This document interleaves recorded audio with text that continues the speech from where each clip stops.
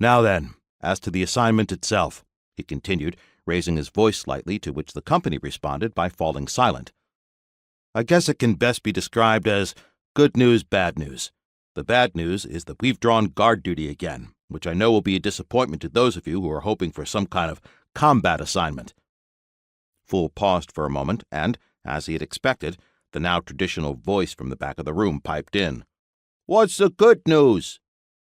"The good news," he responded, working to keep his voice and face deadpan, "is that what we are being assigned to guard is the Fat Chance Casino on Lorelei, which I think you'll agree is a step up from standing duty in a swamp. To quote headquarters directly, it's easy duty in paradise."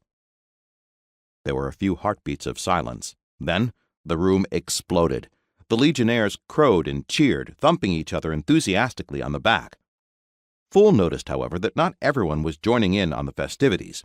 Several of the company's members, specifically the older, more experienced Legionnaires, seemed unmoved or, in some cases, even wary and thoughtful at the news. "Excuse me, Captain," Chocolate Harry called, heaving himself to his feet. "But exactly what is it we're supposed to be guarding his casino against? I mean, it occurs to me that we're a bit overgunned to be doormen." "I wondered about the same thing, CH," the commander said with a smile, though inwardly he was cursing the shrewdness of a question that prevented him from presenting the situation at his own pace. "So, I gave the owner a call. It seems that his main concern, and the reason for specifically requesting our services, is that he's afraid that a certain criminal element might be trying to take over his casino. It's our job to stop them." The celebratory smiles disappeared abruptly at this news, and the Legionnaires began to murmur back and forth.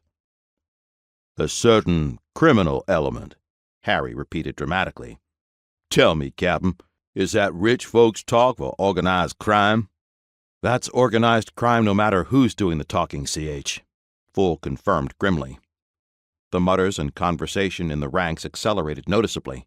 For some, organized crime was a legendary force they only knew about from carefully phrased media coverage, while others in the company had more first-hand dealings with that subterranean branch of society.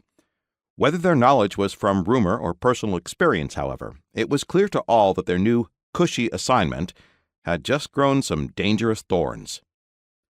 Now, it doesn't take a genius to figure out that uniformed security guards won't be much of a deterrent against this kind of opposition, Phule said, pressing on before the meeting got totally out of hand. "Any more than uniformed beat cops can keep organized crime out of a city." He paused involuntarily to take a deep breath before plunging into the next part.